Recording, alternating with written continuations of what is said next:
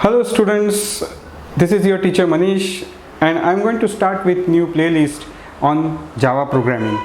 In this playlist I'm going to cover both core Java as well as advanced Java. Okay, and typically those who are studying their graduation, especially in BCA, which is Bachelor of Computer Application, or doing their post-graduation MCA, they have core Java and advanced Java as their modules. So objective is to typically cover all the topics which are offered both for undergraduate as well as for postgraduate in Java and cover in more detail. So the way I am going to do this is I will be covering the examples, executing the code as I cover the topics as well. Okay, so before getting into core Java concepts, okay, and before starting the actual programming, okay, let us visit some fundamentals. Let us visit what exactly programming is. Okay, now this fundamentals might not be, or might be a refresher for those who already have programming experience, but for those who are learning programming for the first time, this would be very necessary, because unless you understand those fundamentals, unless you understand the functional or procedural languages which are there like C, okay, you won't be able to understand the Java strengths. You won't be able to appreciate the difference between functional and procedural language, which is C, and what advantage Java brings on table. Why is Java so widely used? What exactly is the meaning when people say Java is portable? Okay, so we need to, before we get into those details, these fundamentals are very essential. Okay, so typically let us start with our very first block diagram of computer. Okay, and typically we have few blocks which we have seen very often. Okay, we have input here, we have the middle block which is nothing but our computing environment, and obviously we have the output. In our computing environment, typically we have the microprocessor, okay, then we have RAM, which is random access memory, and we also have the secondary storage, which is typically your hard disk. Okay, so this all exactly creates a computing environment for the user to use it. So what typically as an input, you would have a keyboard or a mouse through which you provide the input. Okay, and this is the computing environment which will do the necessary processing and generate the output, and the output would be generated, if you see the standard output typically which every one of you use is the screen, is the monitor, okay, or it could be a printer as well. There could be other output devices as well. Okay, but let us now understand these three blocks within computing. Okay, random access memory, okay, is typically you find on your mobile phones, on your laptop, when we say we have 2 GB RAM or 4 GB RAM or 8 GB RAM. So this is the memory which is very fast. Almost all the programs or processes which gets executed needs to be loaded on to the RAM. Okay, secondary storage is your hard disk, in which you store your programs, on which you store your operating system modules. Okay, and the microprocessor actually is the brain.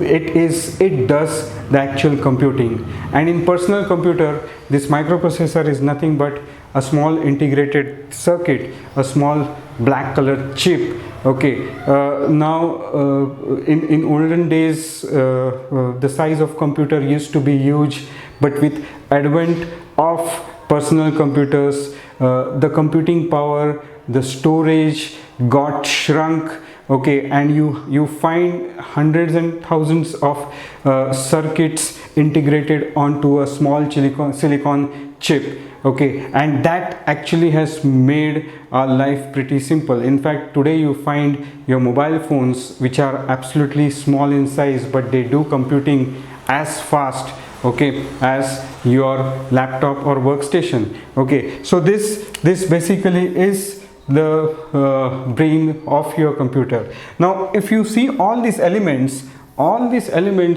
are bare metal elements. They are the hardware elements, and these hardware elements are useless to us unless we have a operating system which creates an environment for us to use these hardware elements. Okay, so if you see a laptop, if it doesn't have an operating system on it, it's absolutely useless for a user like you and me. Okay, so which are the what is the operating system? So operating system is a special system program which creates an operating environment for a user to use the computer, for the user to use this computing environment, for the user to make use of that hardware. Okay, so operating system generates a relevant UI which will help you to enter the input, use the keyboard, use the mouse, and start using the tools which are there available on the hardware, which will generate an output which could be a standard output. That's your monitor.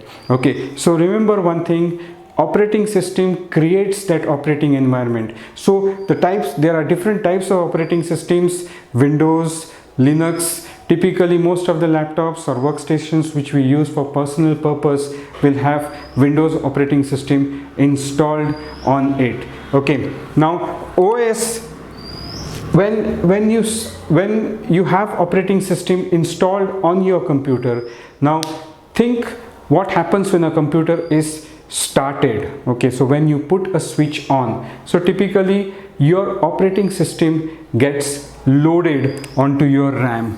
Okay, so there is something called as ROM, read only memory, which basically has contents which are permanent on it. RAM typically have contents which are going to remain there until computer is on. Once the computer is off, okay, the RAM gets flushed. So next time when you make the machine on, that is where the operating system is going to get loaded onto RAM, and that is instructed by instructions which are there permanently coded onto your ROM. Okay, so from secondary storage, which is a hard disk, certain models of operating system gets loaded onto your random access memory, and that is basically which creates or gives you that environment to start using your computer. So once you get that environment, you open the browser, you run a program which is Chrome or Internet Explorer, or you run other tools like Word, PowerPoint, Excel sheet, okay, MS Excel. All these are nothing but tools. Okay, you do Windows Explorer, File Explorer. So they are the programs which are available as a tool onto your operating system, and the entire package helps you to kind of use this hardware, use this computer for your purpose. Now remember one thing, and which is very, very important for you to understand. Okay, the hardware doesn't understand any other language, okay, apart from the language of zeros and ones. And why language of zeros and ones? Okay, because hardware actually is going to deal only with electrical signals. So when you put on a switch, that is where electricity flows into your computer through the power unit, and your computer comes to life. Okay, so basically hardware components, be it RAM, secondary storage, microprocessor, ROM, everything just understands the language of zeros and ones, and where one is probably, say for example, plus 5 volt, of signal and 0 would be minus 5 volt of signal. Okay, so it doesn't understand any other language. Okay, so now for operating system to create that environment and make users use that particular hardware, operating system actually interfaces between the hardware unit and actually the layman user. Okay, so basically operating systems would have, or operating systems which are developed would use programming languages like C, C++. Finally there would be compilers which would convert those developed program, okay, into machine level language, which is nothing but language of zeros and ones, which would be understood by this particular environment. Okay, now this environment, this PCs, this computer which is available for you to use along with operating system, still gives you a limited, okay, usability, I would say. For example, a computer with operating system will not or may not be in position to actually generate a payroll, or it may not be possible to store inventory control, or to store maintain the stock. It may not have any financial related applications unless somebody create those applications which will make those computers, okay, automate the business process which are typically followed in any of the business organizations. Okay, now those applications are developed probably in languages like 4GL languages like Java or C or C++, okay, where you build those programs, you write those programs, you have tools like database management system or relational database management system, okay, and these languages, okay, are used to create an environment which could be used by professionals working in financial institutes, banks, or professionals working in hospitals or any other businesses, to use computer to capture the data. Through those applications they will have user interface, they will have UIs or data entry screens which will capture the data which gets stored onto relational database management system or DBMS at the back end, okay, and that data can be retrieved whenever required. Okay, so basically you have the hardware components which has got operating system onto it, and over and above operating system you have the applications developed using 4th generation languages like C, C++, Java. Okay, you also need to understand the tools which are available like compilers or interpreters. Okay, the compilers are those tools which actually convert your programs. So programs which are written using C language or programs which are written using Java language, so compilers actually compile those programs and convert it into object code, or probably convert it into executables which are nothing but machine level language. So anybody, when they execute the program, it actually gets loaded into the memory, and that's where, when I say into the memory, that's into the RAM. Okay, and that's where the program execution starts. Okay, so in this video I intend to explain you very fundamental things. We have still not gone into details of what programming is. Okay, so in my next video I intend to get into what instruction set of a microprocessor is, what programming is, what are high level programming languages, what are low level programming languages, and then we will also visit the functional or procedural programming languages and object oriented programming languages. Till then, bye.